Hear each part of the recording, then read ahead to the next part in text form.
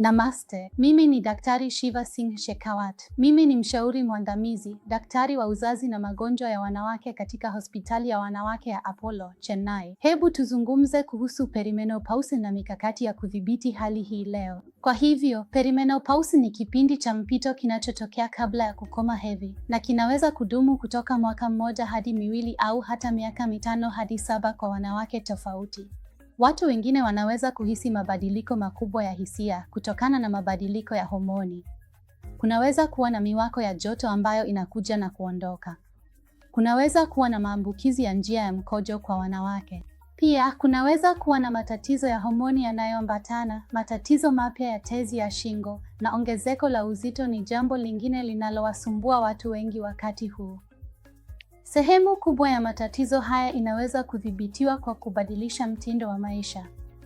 Kwa hivyo, ninaposema kubadilisha mtindo wa maisha, jambo la kwanza kabisa ni lishe.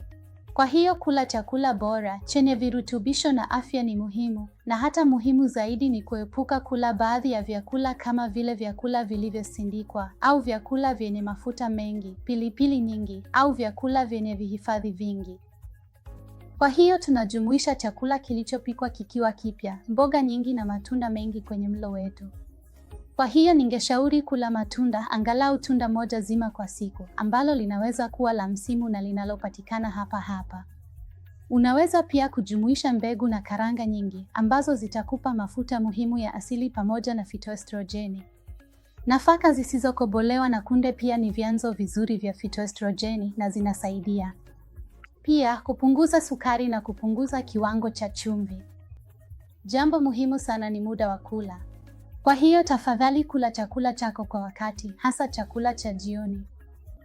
Kama utapata chakula cha jioni mapema, ni jambo la ajabu sana. Kula chakula cha jioni usiku sana ndicho chanzo kikubwa cha matatizo, niamini. Jambo la pili ambalo ningependa kila mtu angalie ni shughuli za mwili, upande wa mazoezi. Kuwa na utaratibu wa kufanya shughuli za mwili kila siku ni jambo moja muhimu sana. Na pili, kujumuisha aina fulani ya mazoezi katika ratiba yako ya kila siku. Kwa hiyo mazoezi yanaweza kujumuisha mazoezi ya moyo, cardio, sehemu ya kunyoosha na kuboresha ulegevu wa mwili kama vile yoga na pilates, na pia mazoezi ya nguvu. Kuinua zile uzito ndogo ndogo kwenye gym husaidia sana, hasa wakati wa perimenopause na menopause. Husaidia kudumisha misuli yako na pia kusaidia kudumisha wingi wa madini kwenye mifupa yako.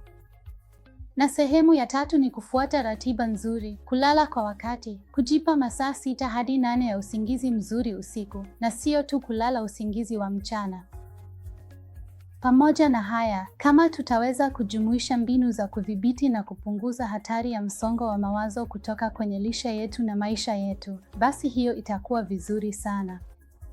Msongo wa mawazo ni kama uko kila mahali siku hizi, lakini msongo unaweza kudhibitiwa kwa kujipa muda wa kujitunza, kupanga muda wako vizuri, na labda kufanya yoga kidogo au kutafakari.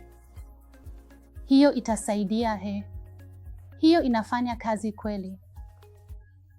Kwa hiyo kila wakati unapohisi aina yoyote ya usumbufu kwenye hisia zako, afya yako, kujisikia chini, kuchoka na unahisi kwamba uko haujisikii vizuri, hauko kama wewe mwenyewe, huo ndio wakati wa kuangalia ratiba yako, lishe yako, mazoezi yako. Na kama haya yote hayafanyi kazi na usingizi wako, na kama haya yote hayasaidii, nenda kwa daktari wako wa magonjwa ya wanawake. Nenda kwa mtoa huduma wako wa afya na utafute msaada. Asante.